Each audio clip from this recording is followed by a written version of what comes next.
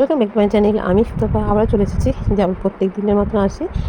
সব কাজ করে স্নান করে চা নিয়ে সেরকমই রান্নাঘরে বসেই তো আমি তোমাদের সাথে জন্য ভিডিও তোলা শুরু করি। তাই আজকেও সেরকম চা নিয়েই শুরু করলাম। এই দেখো, তার বলো সবাই কেমন আছে? ভালো আছো? আমিও ভালো আছি। তা বড়দের প্রণাম, তার সাথে অনেক অনেক ভালোবাসা, ছোটোদেরকেও অনেক অনেক ভালোবাসা। তা দেখো চা, তার সাথে নিয়ে যে পেটিস, যেটা সকালবেলা যেটা চা না খেলে, যারা চায় নিয়ে এসে তাদের তো চা না খেলে চলবে না, তারা এরকমই। তা আমারই তো তাই সারাদিনে না হলে কোনো ব্যাপার না, সকালবেলা 1 কাপ দরকারই, এরকম একটা ব্যাপার। তা চা আর বিস্কুট খেয়ে বসে পড়েছি টিফিন বানাতে। টিফিনের জন্য বানাবো পাস্তা। তার জন্য নিয়ে নিচ্ছি একটা বাটি, দিয়ে দিলাম কিছুটা জল আর কিছুটা তেল, একটু নুন দিয়ে দিলাম, আর তার মধ্যে দিয়ে দিলাম পাস্তা। আর এই বাড়িতে চা করাই হয়, সেই বাড়িটাই হাতের কাছে ছিল, সেটাই বসিয়ে দিয়েছি, বুঝতে পারছো। তা পাস্তাটা একটুখানি মানে জাস্ট একটু গরম জলটা 2 মিনিট ফুটবে সেরকমভাবে আমি নাবিয়ে নিই, কেন বেশি একটা ফোটাই না, তাহলে হচ্ছে কী বলতো, জিনিসটা নরম হয়ে যায়, তাহলে কাদা কাদা হয়ে যায়, খেতে ভালো লাগে না, যে ঝরঝরে থাকলে খেতে ভালো লাগে। তার জন্য তা নাবিয়ে নিলাম, নাবিয়ে রেখে দিয়ে বসিয়ে দিচ্ছি কড়াই। তারপরে কড়াই গরম করে দিলাম সর্ষের তেল গরম করে দিলাম ঘি, শুকনো লঙ্কা আর সাদা জিরে। তারপরে দিলাম কিছুটা কুচনো পেঁয়াজ, একটু রসুন আর একটু কাঁচা লঙ্কা, সবগুলো ভাজা ভাজা করছি। তার মধ্যে দিয়ে দিলাম ছোটো ছোটো করে কেটে রাখা কিছুটা আলু। এ দেখো, দিয়ে আলুটা তো তেলের মধ্যে মানে ভাজতে ভাজতে সিদ্ধ করে নেবো, যেহেতু পাস্তাটা আমার সিদ্ধ করা হয়ে গেছে। তার জন্য দেখো দিয়ে দিয়েছি লবণ আর হলুদ। তাই লবণ দিলে তো যে কোনো সবজি কাত হয়ে যায়, মানে সিদ্ধ হয়ে যায়। তো দেখো নুন হলুদ দিয়ে অনবরত অনেকক্ষণ নাড়াচাড়া করেছি, সেটা কালার দেখে বুঝতে পারছো। তারপর দিলাম কিছুটা গাজর যেমন কালারফুল দেখতে হয়, এমনকি বাচ্চা কাচ্চা যখন সবজি খেতে চায় না, এরকম চাউমিন, তারপরে পাস্তা, এর সাথে বেশ সবজিগুলো খাওয়ানো যায়, তাই না? এতে করলে কিছু ব্যাপার না, খেয়ে নেবে। কিন্তু তুমি যদি তরকারি রান্না করে দাও, তখন আর খাবে না। তো দেখো গাজর তো কাঁচাও খাওয়া যায়, তাও দেখো নাড়াচাড়া করতে করতে গাজরটাও সিদ্ধ হয়ে গেছে, এমনকি আলুটাও সিদ্ধ হয়ে গেছে। এর সময় দিয়ে দেবো সেই ঝরিয়ে রেখেছি পাস্তাটা। এ দেখো, দেখছো, মানে ঢালার সাথে সাথে বুঝতে পারছো কতটা ঝরঝরে হয়েছে। তা পাস্তাটা কিছুটা নাড়াচাড়া করলাম, নাড়াচাড়া করে নিয়ে তারপরে ডিম দেবো। ডিমটা তোমরা আলাদা করে ভেজেও নিতে পারো, তা আমার এরকম সুবিধা হলো বলে আমি এরকমই দিলাম। মধ্যেখানে তেলে থাকে, সেখানটা এরকম দিয়ে একটু নাড়াচাড়া করে নেবো। তারপর পাস্তার সাথে মিশিয়ে ভালো করে নাড়াচাড়া করবো। সে সবটা তোমাদের দেখালাম না, নাড়াচাড়া করতে সেটাই তোমরা দেখতে পাচ্ছ। এখনকার কালারটা দেখো, আর যখন নামাবো তখনকার কালারটা দেখবে, তাহলে বুঝতে পারবে যে জিনিসটা কতটা মানে হয়ে গেলে পর কতটা কালারটা চেঞ্জ হয়ে যায়। এই দেখো, তা নামিয়ে নিচ্ছি গরম গরম পাস্তা, এটাই খেয়ে নেবো আছে টিফিনে। তারা পাস্তার রেসিপিটা কেমন হলো অবশ্যই বলো। আর কথা বলতে বলতে না গুলিয়ে যায় কথা বলতে বলতে, তাই যদি ভুল হয় ছোট্ট বোনের মতন, বড় দিদির মতন চোখে দেখে বুঝে নিও। তারপর দেখো রান্না করব, তার জন্য কালকে রাত্রেবেলা ভিজিয়ে রেখেছিলাম ছোলার ডাল, সেটাই ধুয়ে নিয়েছি। আর দেখো কাঁচা লঙ্কা, পেঁয়াজ, রসুন, আদা দিয়ে এটাকে পেস্ট করে নিলাম, ঠিক আছে। তারপরে দিয়ে দিলাম কিছুটা কালো জিরে, তারপরে দিয়ে দিলাম পরিমাণ মতন লবণ, পরিমাণ মতন হলুদ, আর একটু দেবো তোমার মিট মশলা। আর কুচনো পেঁয়াজটা দিয়েছি মাখার পরে, সেটা তোমাদেরকে তোলা হয়নি, দিয়ে ওটাও ওঠেনি। আর এরপর দিয়ে দেবো কিছুটা ধনেপাতা কুচি। এই দেখো, দেখিয়েছি ওইটুকুনি, কিন্তু আরেকটু দেওয়া হয়েছে।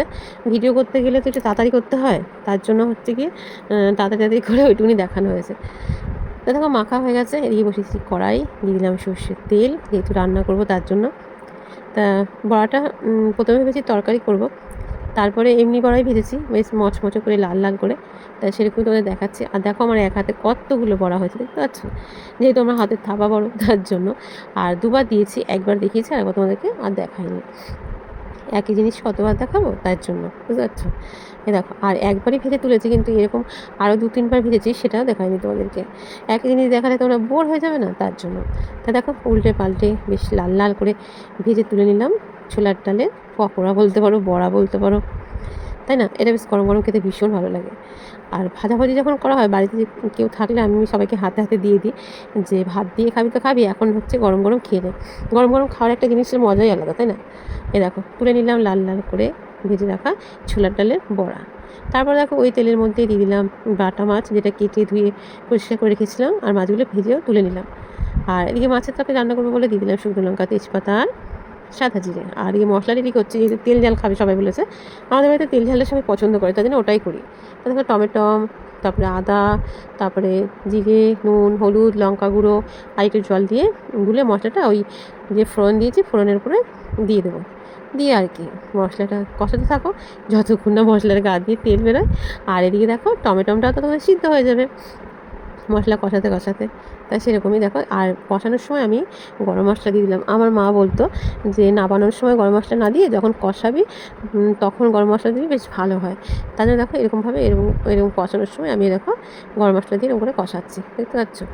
দেখো, তা দেখো টমেটো তো সব গলে ক্ষীর হয়ে গেছে। আর মশলাটা দেখো লেগে লেগে যাচ্ছে, মানে মশলাটা কষানো হয়ে গেছে, দেখতে পাচ্ছ? এবার এই সময় দিয়ে দেবো তোমার পরিমাণ মতন জল, যেই জলটা দিলেই ঝোলে পরিণত হয়ে যাবে, তাই না? দেখো জল দিয়ে দিয়েছি আর জলটা ঝোল হয়ে গেছে।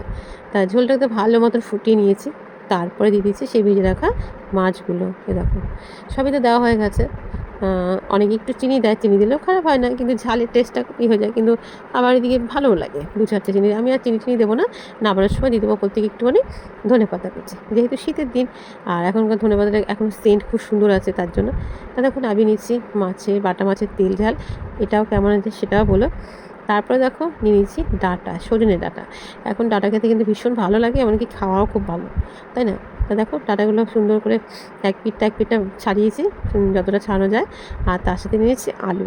তারপরে বসিয়ে দিলাম কড়াই। তারপরে দেখো কড়াইতে দিলাম পরিমাণ মতো সর্ষের তেল, তার মধ্যে দিলাম কি একটুখানি কালো জিরে আর শুকনো লঙ্কা। আজকে বানাবো ডাঁটা আলু দিয়ে পোস্ত, তাই জন্য দেখো ছোটো ছোটো করে ডুমো ডুমো করে কেটে রেখেছি আলু, সেই আলুটা দিয়ে দিলাম। আলুটা একটু নেড়ে নিয়েছি, তারপরে দেখো এদিকে দিয়ে দিলাম নুন আর হলুদ, সেইটা দিয়েও এবার ভালো করে মানে মানে আলুটা অনেকটাই ভেজে নেবো। কেন বলো তো, এখন তো সিজনের ডাঁটাটা বেশ বেশিক্ষণ লাগে না, তাড়াতাড়ি হয়ে যায় খুব সুন্দর। তার জন্য আলুটাকে বেশিরভাগটাই ভাজার মধ্যে দিয়ে যেন সিদ্ধ হয়ে যায়, সেরকম ধরো 90%ই সেদ্ধ করে নেবো, এরকম একটা ব্যাপার। তাই দেখো, দেখতে পাচ্ছ? ওই দেখো আমি আবার তোমাদের দেখাচ্ছি যে কতটা সিদ্ধ হয়ে গেছে। দেখো এই সময় দিয়ে দেবো সেই ডাঁটা, কারণ এখন ডাঁটা তো খুব একটা বাতিও না আর খুব একটা কচিও না, কিন্তু এরকম এই ডাঁটাটা রান্না করতেও যেমন ভালো লাগে, কাটতেও ভালো লাগে, এমনকি খেতেও ভালো লাগে, জানো তো? তা দেখো ডাঁটা দিয়ে আলুটাকে ভালো করে একটুখানি ভেজে নেবো, যেন ডাঁটাটাও ভাজা হয়ে যায়। আলু তো ভাজা হয়ে গেছে, আর একটু ভাজা হয়ে যাবে।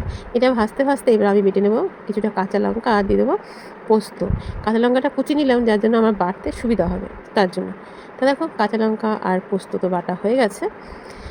এ দেখো দিয়ে এটা হচ্ছে কি শিলেই বাটলাম, তোমরা মিক্সিতেও করতে পারো। তা আমার মনে হলো একটুখানি মশলা তো, তাই শিলেই বেটে নিই, তার জন্য। তা দেখো, আর আমি যে কোনো সময় পোস্ত রান্না করলে আমি কী করি, তেলের উপরে একটু কষিয়ে নিই। কেন বলো তো, তেলের উপরে যদি কষা না, তার না একটু বাদামের মতো খুব সুন্দর একটা পোস্তর গন্ধ বেরোয়, জানো তো? যেটা কাঁচা দিলে অতটা বেরোয় না, কিন্তু এটা ভাজা ভাজা তো খুব সুন্দর একটা গন্ধ, আর এই ফ্লেভার মানে খাবে যে এই টেস্ট মানে খুব ভালো লাগে। তার জন্য আমি যে কোনো ঝিঙে পোস্ত বলো যাই বলো এরকম করে দিয়ে একটু কষিয়ে নিই, তারপরে ভাজা ভাজা হয়ে গেলে তারপরে দিয়ে দিই পরিমাণ মতন জল, জানো তো? আর অনেকক্ষণই ভাজা ভাজা হয়ে গেছে। আর এ দেখো, আর আলুর তরকারিতে যে কোনো আলুর তরকারি রান্না করবে প্রথমে ঝোল মানে ঝোলটা অনেকটা, কিন্তু যখন নামাবে তখন দেখবে ঝোলটা গাঢ় হয়ে যায়। তা সেরকমই দেখো অনেকক্ষণ ফুটতে দিয়েছি, ফুটে গেছে, আলু তো সিদ্ধ হয়ে গেছে জানো। তা এবার একটু সর্ষের তেল দেবো, দিয়ে একটু 2-1টা আলু গেলে নামিয়ে নেবো। কালারটা দেখে বুঝতে পারছো হয়ে গেছে, এবার নামিয়ে নেবো সর্ষের তেল দিয়ে। তা কেমন হয়েছে ভিডিওটা তোমরা অবশ্যই বলো। সবাই ভালোবেসে পাশে থেকো, সবাই সুস্থ থেকো, ভালো থেকো, আর ভিডিওটা সবাই স্কিপ করো না, ফুল দেখো। তাহলে আজকের মতন আসি, সবাইকে টাটা।